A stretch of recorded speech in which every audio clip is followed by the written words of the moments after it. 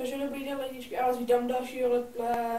Bude to zasejování a tady to budou základní triky. Jak jste mohli vidět v dalších videích, co jsem točil, tak není to sice nic moc, ale ujde to. Tak můžeme hned se do toho vrhnout. Takže první bude na trapézu a vrátíte. Pak další trik, který byste měli umět, to by měl být wind. No, roztočíte, tak.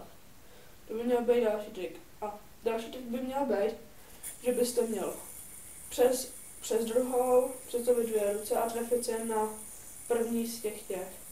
Takže byste to měl pustit a udělat tak.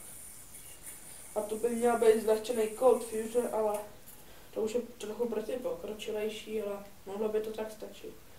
Že? Doporučoval bych se, abyste zkoušeli toho bindal, tu trapézu hlavně. To bych jsem taky doporučoval.